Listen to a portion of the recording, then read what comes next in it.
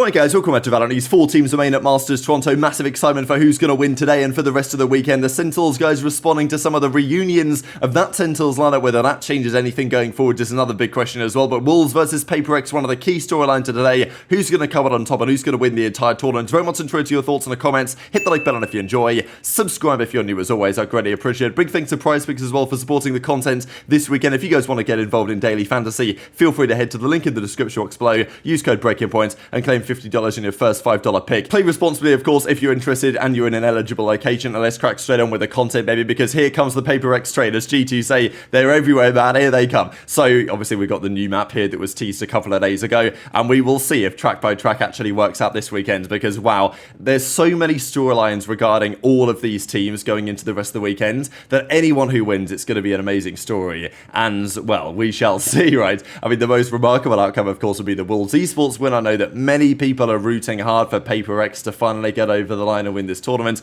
I know that many are hoping that G2 can do so as well. And let's not forget about Fnatic, right? I mean, their road back to the top, it looked like Fnatic for some time were dead and buried, and they arrive into today with a serious chance of making it all the way in the tournament. But of course, the losers bracket is stacked. There is no doubt about that. FNS doing a bit of a meet and greet. I think there's a meet and greet going on today, possibly with Shazam nearby the venue. I think that might be in a couple of hours' time if you guys are nearby Toronto, ready to go for the tournament. And FNS is doing a meet and greet at 10:30 on the 21st on the Saturday and coasting from the arena only that day if you guys want to come by and say hi. But this is some of the reaction I wanted to talk about, right? Because Sassy, of course, flew out there for the event. Of course, unfortunately for him, there was no MIBR and there was no Sentinels remaining in the tournament at this point. But as he says, old vibes, and effectively got the squad back together. I don't know if they stood in the same order as they did before. No, it wasn't quite the same order. But it was a nice picture anyway to see Zekken, Zelsis, TenZ, Sassy, Gen.G back together with Kaplan, right? And like, I do wonder what Narrate and Bang might think about this. Like, I don't think they should be concerned for their jobs or anything. I don't think TenZ and Sassy are coming back in.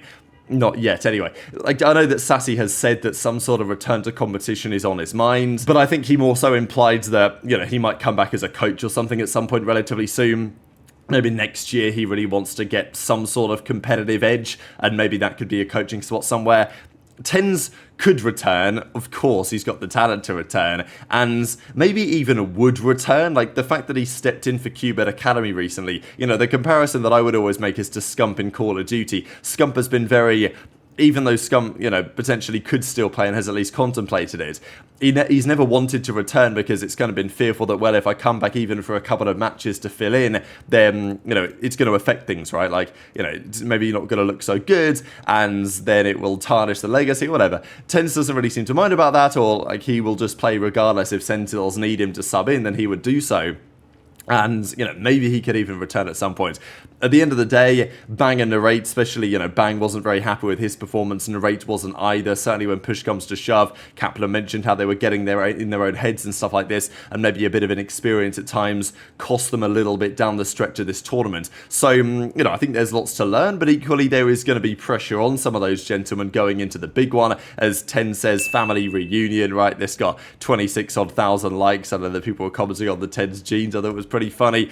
But this was the clip, right? Or this was the image from back in the day. They were lined up then in a different order, and Zeltis' hair was certainly rather different, although Sassy looks rather similar, as we know. Of course, now TenZ, I think he just joined Red Bull the other day, so that's why, well, anyway, he had a slightly different outfit on, but it was Zekken, TenZ, Gen.G, Zelsis, and Sassy not long ago, and then, of course, things have changed rather a lot since then to where we are at the present day, when this is the new image of the team, well, the old team, but of course the new team after having fallen short of where they would want to be at the most recent event. Now, interestingly enough, the current top 3 games in the tournament: G2 PaperX 750,000, Sentinels PaperX 730,000, Gen.G G2 690,000, pretty much anyway, in that kind of ballpark. Esports Charts did a pretty funny tweet actually and predicted that according to our analyst, a PaperX versus Sentinels grand final was the best case scenario for viewership. They were expecting, if PaperX and Sen made the finals, somewhere between 1.2 and 1.6 million viewers, but peak viewership. But of course, you know, it's not going to work out, unfortunately. But PaperX can very much still make it to the grand finals, and you know, right now, you'd have to consider them really to be the favourites for the tournament. They're in the upper bracket, they've not lost. and they are expected to play a team that they should be beating today. But honestly, who really knows what's going to happen? I think it was a really cool moment here where Divide, Coach Alex, Coach Fade, all pros before Valorant, and they're going to meet today. So it's a real kind of battle of history, shall we say, in the Pacific side going into the matches of today, and we'll have a look at how it's going to go in a second, or how it's potentially going to go. Sufat BBG came out, or BB just came up with an interesting assessment really on the state of, his confidence going into the rest of the tournament, and I think this might be a rather healthy attitude. I really like what he says here. My goal is to have no regrets and form good memories so that one day I can tell my son how crazy his dad was when he was young on the main stage. And says, I don't care about being champions. I already showed the world how amazing my teammates are. I have no regrets no matter what happens now. So, I think this is an interesting attitude. Of course, at the end of the day, does he care about being champion? Yeah, obviously you want to win, right? And nobody's going to pretend otherwise, really. But I will argue that this could be a pretty scary attitude for the opposition, right? Because there's no doubt that Paper X are going to be feeling the pressure. There's no doubt that Fnatic, but certainly G2 are going to be feeling the pressure, right? They've got to get over this hurdle of being the perennial chokers. They can't win, they keep falling short and all this. So much pressure on those guys. Whereas for Wolves, it's well, we came top 4. We had an amazing run. Whether we win or lose or whatever happens from here, it's been commendable what we've achieved, and it's only potentially up from here going forwards, although it's difficult. Wolves qualify for this tournament very impressively. Whether they can go one better at future events is always a question. Maybe this is their chance. But equally, when you're playing a team that feels like they don't really have much to lose, and they're playing with a lot of freedom, they're playing with a lot of confidence, and we know the Wolves, their mental resilience is also pretty strong and very commendable.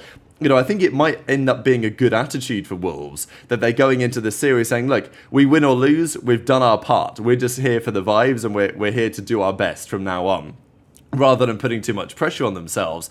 I think it actually could be a really effective attitude. Not to say that it's going to make them win the tournament, but definitely they could be a scary team to face, right? There's always talk about, there's nothing you should fear more than a man with nothing to lose, as it were, right? And it kind of feels like that with Wolves a little bit. Obviously, there's some chants that have been going around for some time, and whether that's going to work out today. It was a funny timeline on Twitter over the last few days with certain esports fans recognizing that actually, no, Wolves is not an esports team, it's a football club, right? Wolverhampton Wanderers, an English Premier League football team. And they also happen to, of course, have a Valorant team and some esports opponents, but we know full well that, some football fans were kind of discovering the fact that they had the Valorant team because they were posting it on their main account, and then some esports fans were discovering that No Wolves is not just an esports franchise. It originated a rather long time ago. So it's been a great storyline recently. Of course, this really is the big one though for today. Paper X versus Wolves.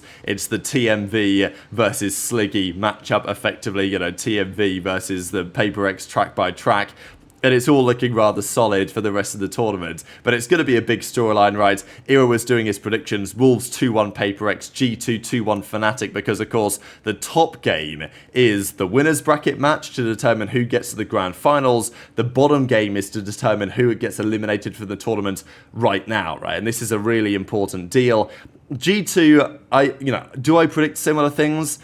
I think I've got G2 taking down Fnatic. I think I would take it in a 2-1 as well. I think it's going to be very competitive. I was impressed by Fnatic against Sentinels. Obviously, Alpha turned up massively towards the end. I feel like Sentinels kind of squandered that series a little bit. So, I think I've got G2 in a 2-1. And, look, as much as I'd love Wolves to win, and I know that I've said this before, and I think that they certainly can win. I don't know. I think this series is probably closer than maybe people are expecting. Because yes, Paper X are going to be the favourites, but we can't undertone, let's say, Wolves' achievement so far. The 2-0 against RRQ, the 2-0 against Gen.G, and now they're playing Paper X in a series that, yeah, they're going to be the major underdog. So, Paper X 2-1, I suppose, is a reasonable enough prediction. But honestly, who knows what's going to happen when everyone turns up on the main stage. So, yeah, it's going to be a fascinating tournament.